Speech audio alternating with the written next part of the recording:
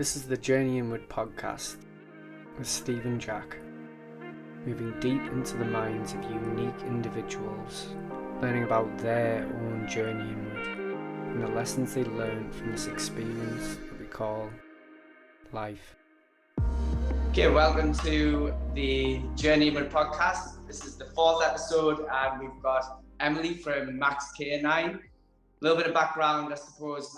Maybe let you tell us what you do as an individual in a second.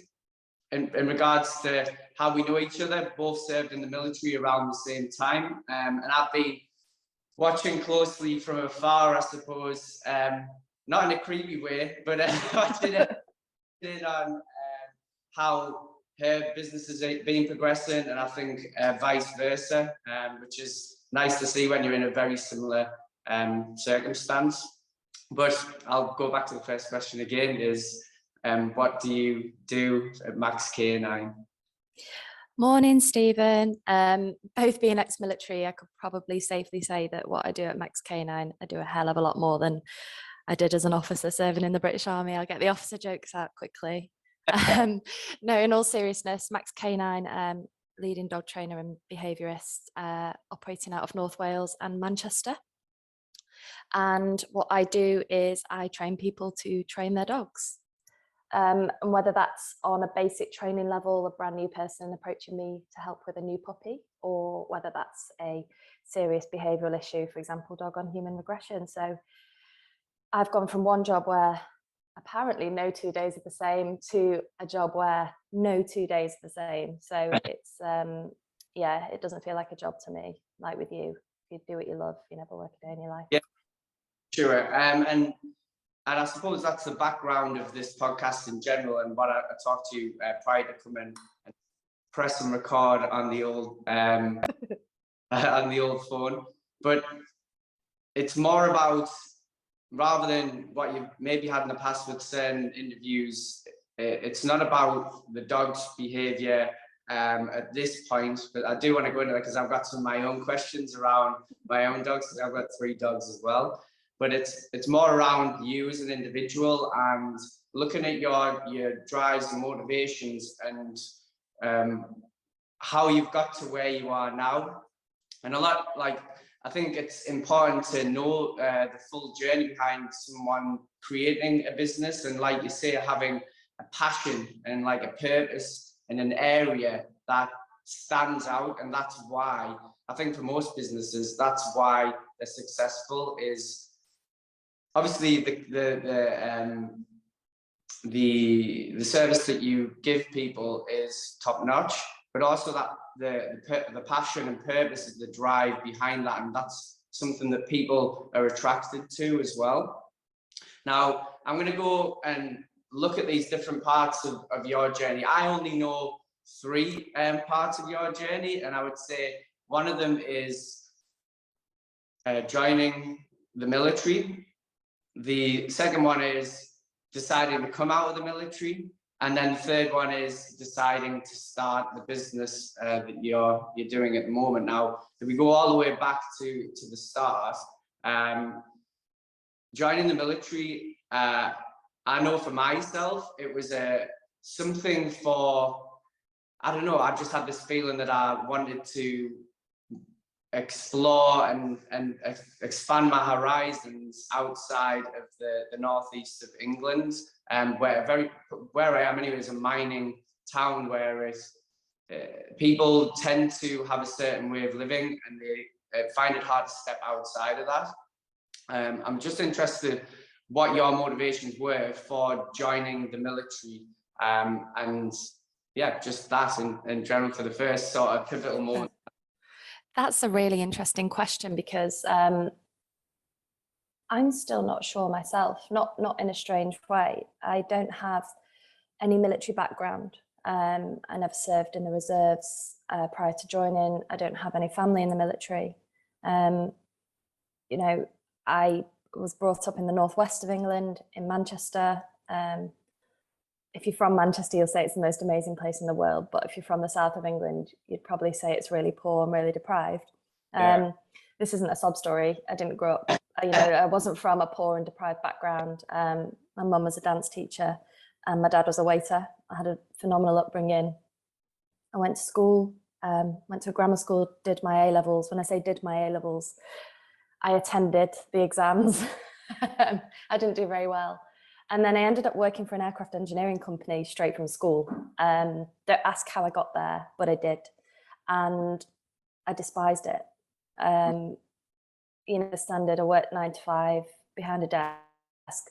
And I just wasn't interested. And I'd always had this idea about joining the military, but I had no idea really what it was about. I had no idea, no background, no knowledge. But what I did know about myself was that if I wanted to get, knowledgeable on a subject, I am like a sponge. I'm a bit of a weirdo when it comes to things like that, which we'll go on to later on with my dog breed knowledge and strange things like that. But I went to the careers office in Manchester on their main careers office, and I went in to do my barb test, which is what they were then. And they said to me, I was wearing I remember what I was wearing now. I was wearing like Lee jeans. I'm not saying I joined the army in the 60s, but I was wearing Lee jeans and like a grey hoodie, as pretty much what I'm wearing now, in essence. And the guy said, have you thought about joining as an officer? And I was like, I didn't know what an officer was. Yeah. I didn't know what, I was just going to the army to join, be a soldier. And he said, well, all you need to do is sign yourself up to the week, buy yourself a suit and drop the regional accent and you'll be fine. And he said it in jest. He was like a Scots Guards guy, I think. He said it in jest, but we all know he meant it. Yeah.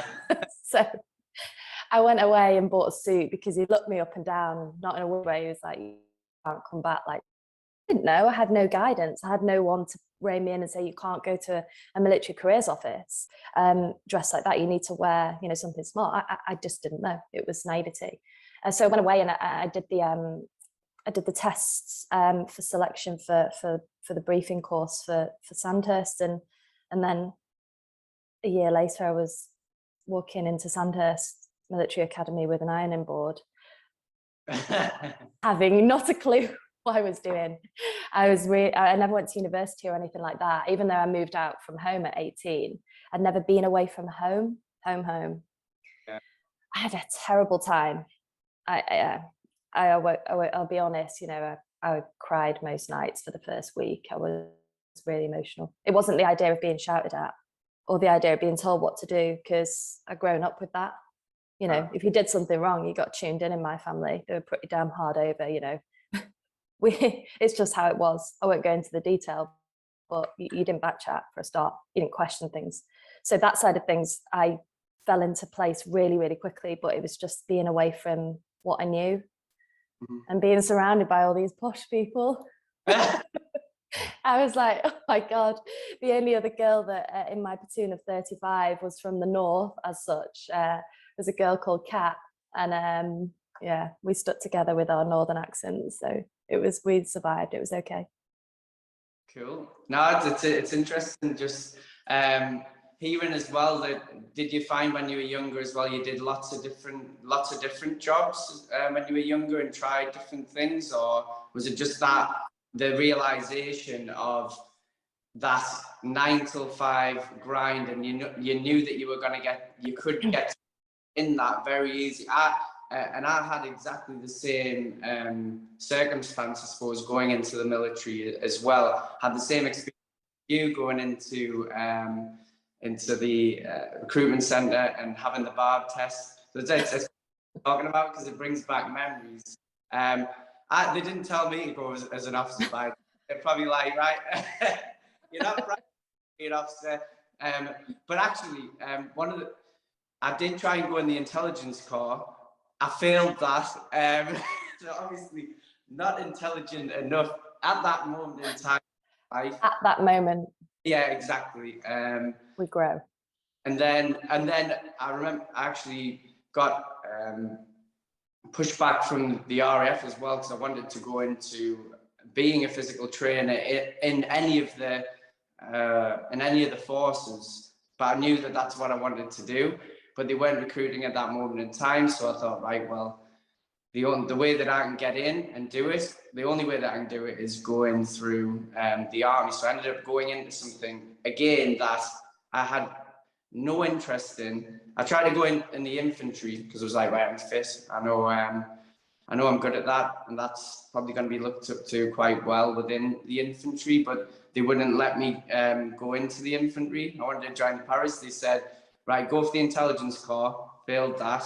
And then I was made a technician, which was basically all maths. And it was the subject that I hated. School, yeah, it was the subject that I hated the most at school. But so I got through the test, and then ended up, obviously when we met in the military, I was in the Royal Army Physical Training Corps. But there was a lot of like, I don't know if you had any resistance there through your career with things that you wanted to do, but or even just in life in general, like hitting hurdles of something that you knew that you wanted to do, but having to redirect to a different place and take that drive and focus. And something like you're saying, you're very when it sounds like when you decide that you're going to do something, then I'm doing it. Yeah, which is the same as me myself. And did you have any of those points where you wanted to do something, but then you just sort of got like filtered into a different place? Yeah, so at one stage, fairly early on in my career, I wanted to transfer to the military working dogs. Made sense, right?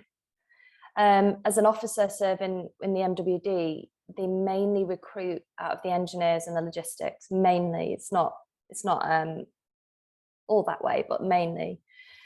And I knew how much of a sensitive issue it is to ask your unit and your corps for a transfer, because people get upset because they're like, well, why don't you want to stay with us? It's like, it's not that I don't like you, it's just that suits me better. Yeah. And I did, I approached the military working dogs off my own back, which is not the way you do business, as you know, Stephen. And they invited me down for like a familiarization visit, and this is when I was serving, and I didn't tell my unit about it, and I know that's not what you meant to do, but I didn't care. And I went down for this visit. It was 2 days, and I was like, this is it, I've got to do this. Albeit you don't necessarily have much hands-on as a working dog handler, but I still wanted to be in that environment. I still wanted to be working with those people. And I was like, yeah, this is me. And I had an interview with the CO whilst I was there, and they were like, we'll take you tomorrow. And I went back to my unit, beaming, and they said no.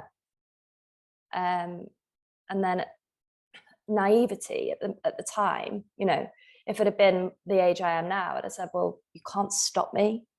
Yeah. You can't stop me leaving. You can't stop me transferring. But I think my unit at the time were quite clever, and they offered me alternative jobs, whatever I wanted to stay. And they were quite clever in what they did. And it was, I won't say threatening, but on those lines of, you know, you can't leave, so here's what we'll offer you instead. And as a young lieutenant at the time, you don't question when your career managers or your adjutants or your COs say you won't be leaving. As a 23-year-old, you just go, okay, or however old I was at the time, probably, yeah, 23, 24. So I didn't go. And that was a huge regret, a huge grievance, which I've not spoken about it, because it was, well, you're not going, so, and that's how I was brought up, you don't question authority. And that was that. But I think had I had made that transfer, I might still be in. Yeah. The reason I'm not in it, you know, might go into later, is just being disenchanted with work and wanting to do what you absolutely adore doing. So yeah, it's cool. I think I've still got the letter I wrote to the military working dogs somewhere saved on this laptop. Oh, cool. Sweet, I know. No, it is interesting that of going how things have those points in our life where it feels like, you get knocked back, and you have those grievances or you feel disappointed, but then they sort of make sense a little bit further down the line. It's really funny, and I can relate to everything that you say, because I had the same circumstance in my military career, where a little bit different, totally different line of work. Before I joined the military, I was a boxer, and an amateur boxer. It was one of the things that I was choosing to either at the time go into the military, or to try and pursue boxing further. But I went into the military, and just by chance, the first coaching gig of this, he was a staff sergeant at the training regiment that I was at. He's actually Scotland boxing coach now, but it was his first boxing gig, and we still keep in good contact, and I've gone and worked up with them in Scotland a few times with different things, teaching the coaches stuff. But he was just down then, he had that passion, and I thought, right, actually I can still box here. So I was boxing through the 2-year period that I had in phase 2 training, and I was getting noticed by the Army boxing team. And as you'll know, which I'm going to ask you in a second, in terms of like Army sports, is that That's a big deal. Yeah, and it's a full-time job, right? So you're taking out your regiment and you put into that as a job. You're a boxer, John. I was like, right, exactly what you're saying, golden ticket. I've made it here. I'm getting yeah, I'm gonna get paid probably more than some professional boxers, right? And get trained by the best as well. Like they're churning out amateur boxing champions year after year, because they're training full time basically. And I went down for trials. They said, yes, we want you. And then I had the same thing. My CEO said, well, I want you to get, exactly. No, I want you to get your next level of, as an electronics technician. I'm like, I don't even like this job. So I'm going to get it. But in hindsight, it was a good thing. And where would I have been? Maybe I would have gone down that path and then not learned all of the other areas, gone into the Royal Army Physical Training Corps, and then come out where I am now. Now, the question I ask of you, because you probably don't expect people to ask questions on your podcast, do you think your CEO was being a good career manager at that point, or was he just thinking about his Orba, i.e. was he just thinking about his manning crisis that was going on? Do I want to let this guy go and do what he really wants to do, what he's passionate about, and what will keep him in the military, even though he's not served at regiment for very long? Or do I want to make him stay? Because they say like 10 volunteers are better than 1 press man or whatever. Or 10, I can't remember the saying, not intelligent enough, but you know what I'm saying. Oh yeah, I do think that it was more of a selfish decision. Me too.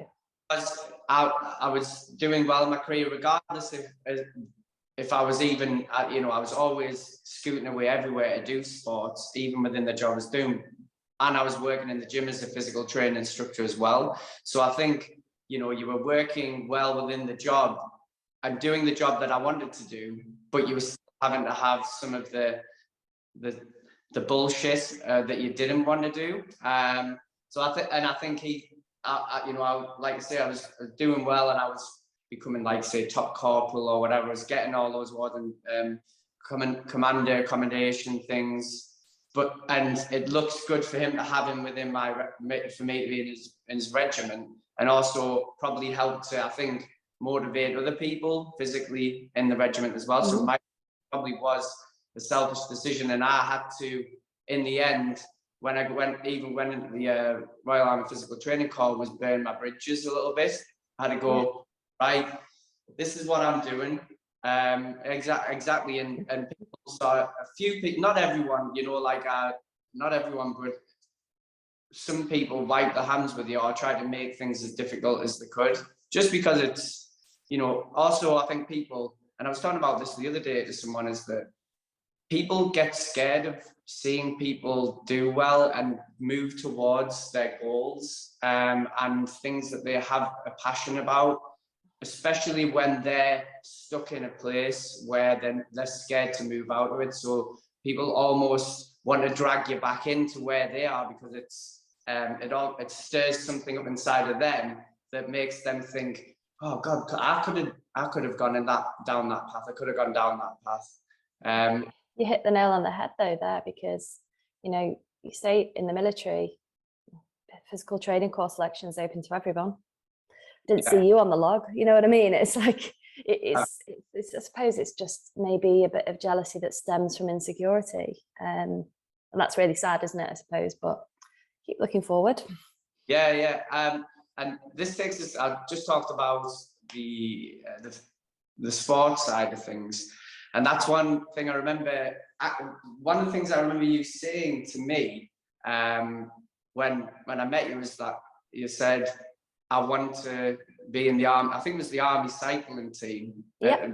Around that, but I don't know why, but that just something stuck in my head. And you hear people all the time say, I want to do something, but then they don't really follow it through. But when you went and did that, follow you on Facebook and see what you were doing there. So it's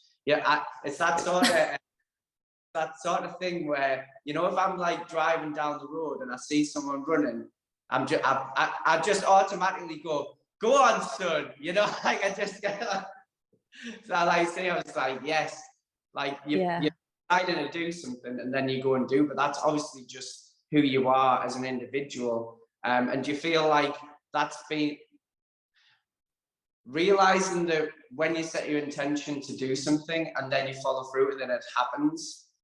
Do you feel like now you build up this belief in yourself that when I apply myself, I know that it's going to work?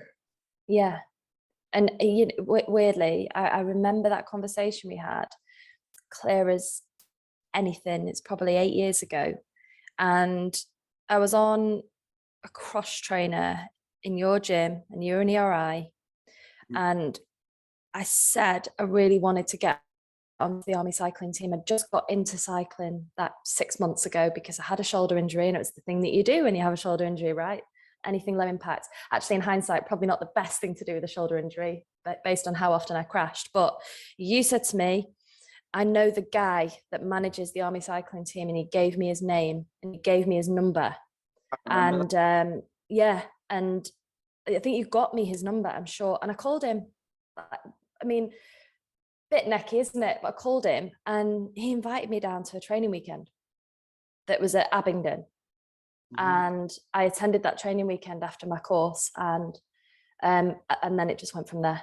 And weirdly as well, I mean, I've always been into fitness, as in, I've never been shining stars at anything I've done. I've never been, on another level, but I was always into my fitness. I had a brief spell, funnily enough, with the ABA.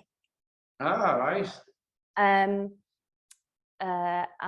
one of your old colleagues could tell you about my success at Sandhurst with the boxing team.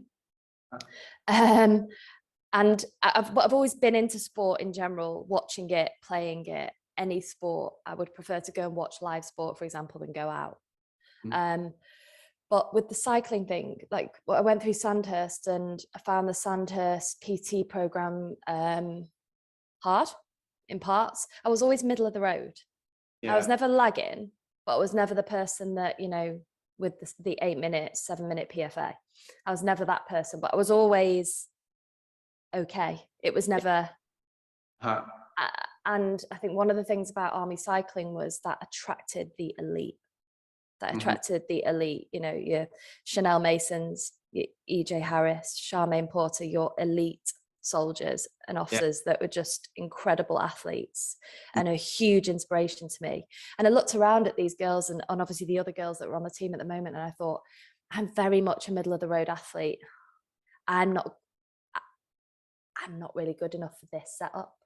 And I think being part of that army team, though, which was different to being part of a civilian cycling team, you were always made to feel like you deserved to be there. And our manager at the time, Tony Ireland, who's only recently stepped down, and that man committed his life to the service of that cycling team. And there'll be a lot of people that are forever grateful for that. Colonel Tony Ireland, MBE, as a result of that.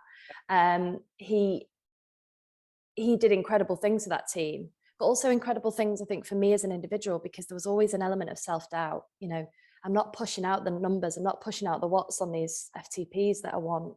I'm not getting the results that person's getting. But I think maybe what led him to select me for the team was the fact that selfless thing. And as a team army cyclist, as a cyclist on a team, you have to be able to sacrifice what you're doing for the aim of the team. If you've got one person that you need to win a race, you need to sacrifice and go into the red in order to get that person up the road. And I think maybe he looked at me as probably one of those people on the team as well that was a little bit older than some of the others, and potentially a little bit more senior at a time than some of the others, and maybe as one of those people that others looked up to. And I've never been in that position before, and I was like, are people really looking up to me? Like, that had never happened before. I mean, yeah, you get it as a platoon commander, you write reports for people and you look after people's careers, but I'd never really been in a position where I was someone that other people looked up to. And that was, I never believed it. Yeah, exactly. And that's like, oh. Just as you said there, you didn't believe it, and I've had this before as well, where in the past it all is grounded in that self-belief, and you're just doing what you're doing, and you don't realize people are actually looking up to you. And you probably had that a lot earlier on, prior to that, where people are looking up to you, and they're definitely, people will be doing that now. They've been doing it when in the military, but you don't realize it because sometimes you can get so sucked into, and that I had that self-doubt probably until the age of 29-year-old, and had a bit of an awakening within the military, probably around the time that I met you, that made me actually break that cycle and realize and know my own self-worth. And actually, you're doing things really well. And if you look at it, if you wrote down all the things that you'd achieved and you look at them from an observer point of view, it's very impressive, and people are looking up to you in that respect. But that, if you haven't got that self-belief, you don't realize it. And you know why? And I think I've realized this very recently, and it's because I think the army bred into a lot of people this imposter syndrome. Be the best, but not too good, because that's offensive. But do you know what I mean? And this line of be the best, which I totally agree with, be the best you can be. But this imposter syndrome was bred into people. And I've spoken to so many people serving and ex-serving about it. You never feel like you're good enough. You never feel like you deserve what you've achieved, because even in the 9-to-5 mundane role of regimental duty, if you went home at 5 o'clock, there was always that, could I have done more? People judging me for not being there. Should I be in earlier? I mean, the CEO got in at 7 today, so maybe I should be in at 2:15. And it's toxic. Yeah, there's never totally toxic. Exactly. It's a lot of stick and no carrot a lot of the time, isn't it? You're not. And this is what I teach now, funnily enough, is that one of the coaching methods is that something very easy and something that changes your mindset incredibly well is just looking at your small wins on a daily basis and giving yourself the credit where credit's due. And that's something that I didn't do. And it was, again, what is it out of? It was almost people didn't want to give you the credit. For a lot of people. So there's obviously in any organization, there's individuals who stick out, who do give you that, and you remember those people. But then in general, it did, to a certain extent, create that environment where it was never good enough. So, but it's made like that, so you're always pushing forwards. And but I actually, now coming out of it, I feel like people get more development, especially when I'm working with them, you can have the stick sometimes and it's needed, but other times you need to be rewarded. And and I'm literally talking to this last night to the police. I had 8 people in from the police doing a meditation self-development course. I was talking about the 3 or the 2 ways mainly that you talk to yourself. Now there's like the scorcher, which sometimes you need. It's just like, right, get a grip. And that was probably the most dominant one within the military. Then you have the soother, which is when you're in like a stressful environment, is trying, when I say people who've got kids, if a kid was having a tantrum, and sometimes we have this in our own head, do you shout at them to calm them down, or you talk to them in a way that is calming, that brings them into that same space? So you use the soother, and then you have the motivator. And the motivator is that one that I think was missing within the military, is a lot of the time is giving people that credit, and that makes people flourish in it more than the scorcher. But it just that almost taking a pride in just putting people down. And I think people used to put it underneath like banter, right? Just like a very dark humor. And I enjoy dark humor, still do, and there's a place for it. But being around people, and I don't know if you found that when you were doing in the army cycling, is that you're probably in a very positive environment there with people. The motivator.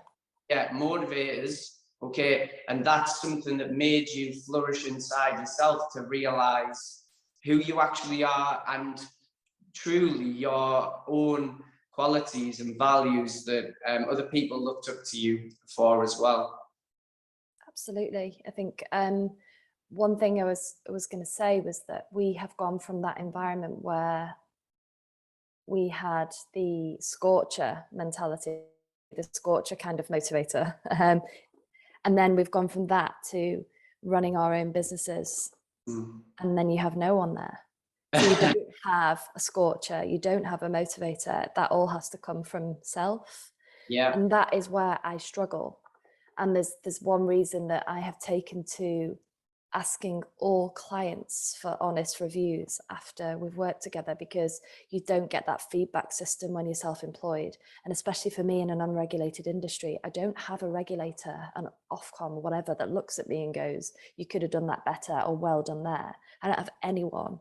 So my equivalent of an OJAR or an SJAR now, or like a kind of review or an MPAR, is from my clients saying, it was a great session, we covered this, this and that, I really enjoyed it, thank you. Or I'd have preferred to cover this, this and that. But it is very strange, because especially not looking at my army career as a whole, but more leaning towards army cycling, because I have such fond memories of being a part of that family, was the motivational aspect of it. But it was also, we were just tight knit. I used to look at that team and think, this is exactly what a team should be. You know, we had a leader at the top who wasn't our friend. He wasn't our friend. He was absolutely our coach and our manager. And I was going to say he dictated what should be done. He led and told us what needed to be done. But then the teammates you had around you and all that experience, that motivational side of it, it was incredible. And I think that's one of the big things that I miss, was being part of a team, because I went from being so wholeheartedly involved in that. It was my entire life. Basically cycling and dogs. I just lived and breathed it. When I wasn't on a bike, I was training a dog, and vice versa. And then I went from that to absolutely nothing, into this quiet world where I'm managing my own diary, responsible for my own progress, responsible for paying myself every month, that kind of thing. And I have no feedback, and I'm not one of these people that needs kind of like an affirmation, or I don't need kind of to be told that I'm doing okay, because I think the proof's in the pudding with the success I've had with so many people nationwide. But it is a very, very, I think it's one that the military, I think, needs to look into, to look after people that are going into self-employment more, people like you and I, that, you know, it's all well and good going from the military into big industry where you just bounce from one environment to another, but to go from that family network to on your own. Yeah, and I think it's something that people don't understand as well, you know, and you can, a lot of people do see it obviously through the filter of Instagram, Facebook, etc. And it's the same as everyone, not even in the business respect, for us, on an individual basis as well, is that you see the best sides of people, or, you know, and you don't see the hard work and, you know, getting up and doing things that sometimes you don't necessarily feel like doing, and having to talk to yourself to keep yourself motivated at all times. Self a pep talk when you need a pep talk, and like you say, having that, you haven't got that feedback, and the only feedback, and it's a very dangerous place, is only feedback I've got is like likes, shares, that type of stuff, you know, like apart from review basis. So you being proactive, going out and asking people what they think of your services, rather than just, you know, sitting back. And some people can get into that place as well of going, I'm doing the right thing, my way, it's my way or the highway, and I know what I'm doing, and it doesn't matter what other people think. This is how it's going to operate. So it, like, I had someone on the last episode of the podcast who I used to go to college with. He went on Dragon's Den. He's also a business a sole trader, and we talked a lot about like how tough it is to run your own business, but also how rewarding it is as well at the same time. And we were messaging each other not long back, and you saying how liberating it feels to be able to, you know, direct your own life and create the time that you want to create for yourself. That's what a question is going. What does balance look like for you? What do you use to balance work and play, and to energize you? Because what we do, again, yeah, it's all good and well. It's a passion and a purpose, but you're still giving energy out. When you're seeing people and you're interacting, you're fully switched on at that time. So what do you do to re-energize yourself? It's funny you've asked this question, because I was speaking to a friend about it yesterday on a walk. So I would suggest, I've always said this when I left the army as well, balance or success, if you like, for me in life is having breakfast whenever you want. Now, what I mean by that is,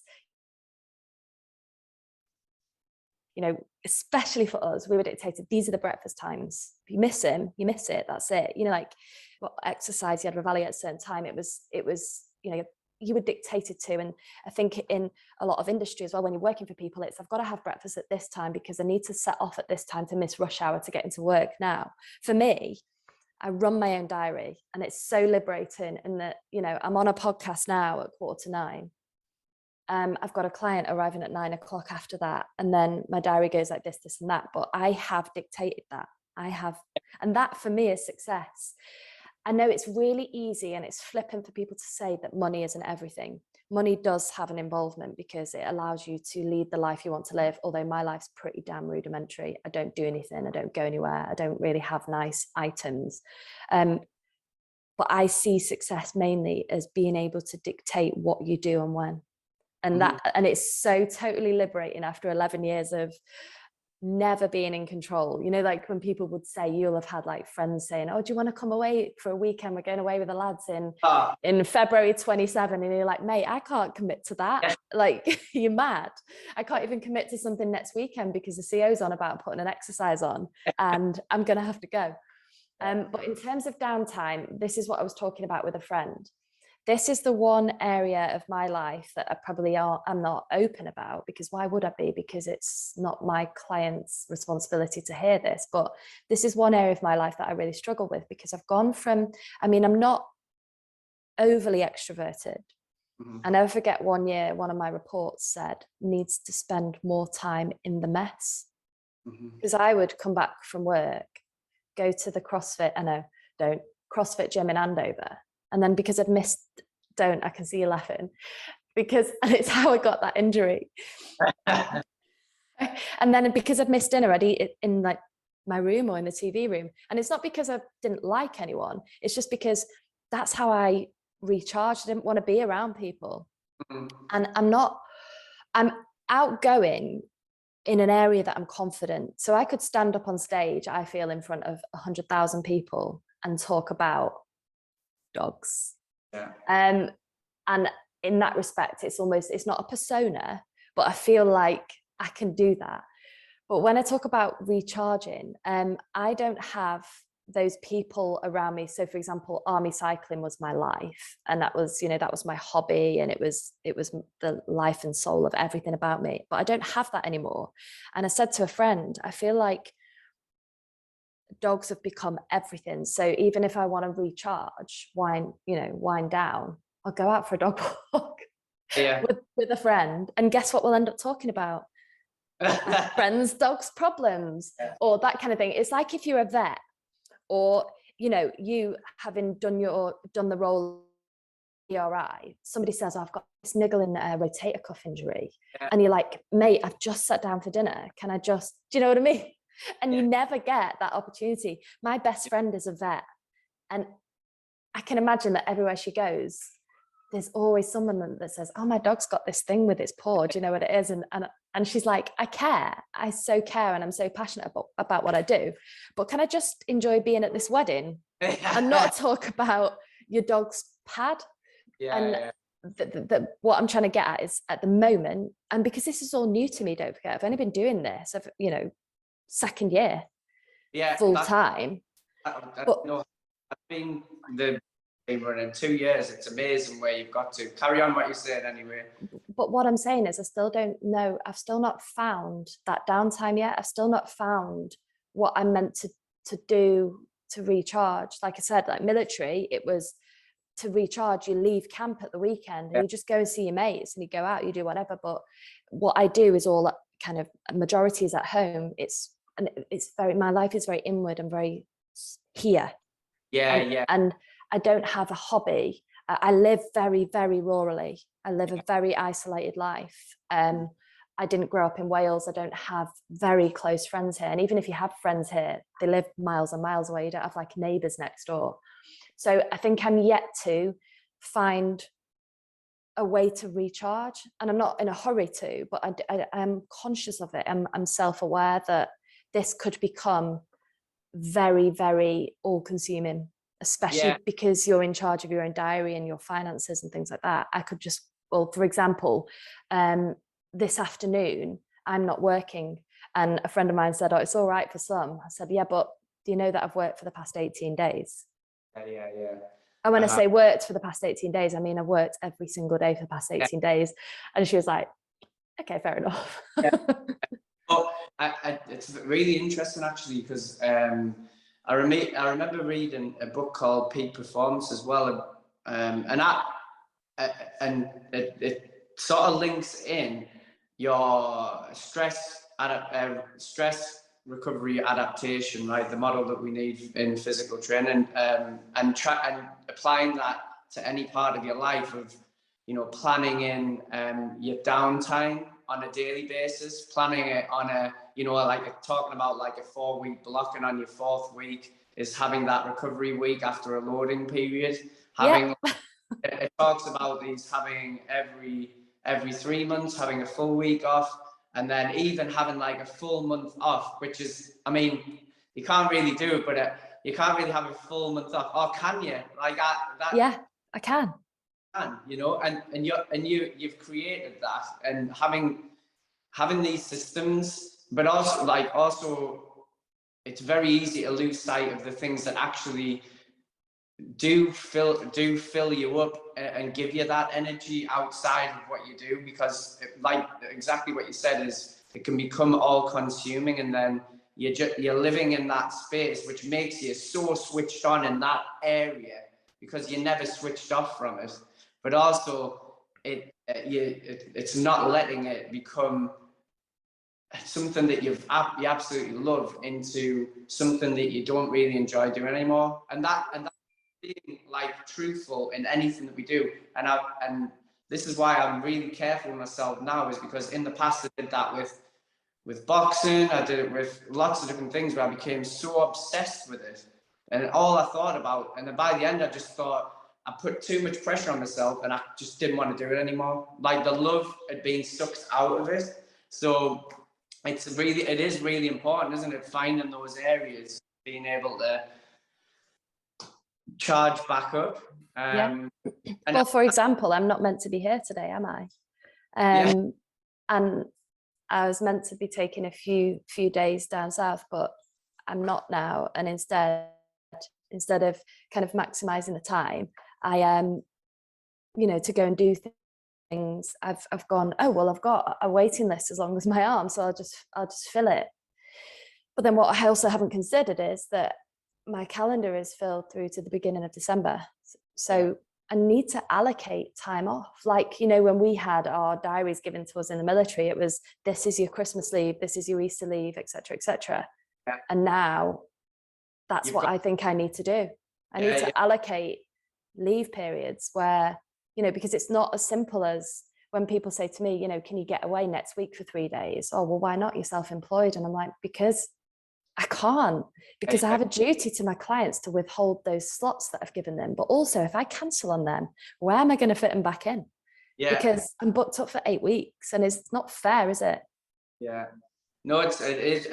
And I was talking to someone the other day about going, right, at the start of the year, I'm going to book in all of my leave and all of my the time off, so that it's there, switchable, because it's very easy to get pulled away from that, which me and you are probably at this moment in time. I've got someone at 9 o'clock, and you said you.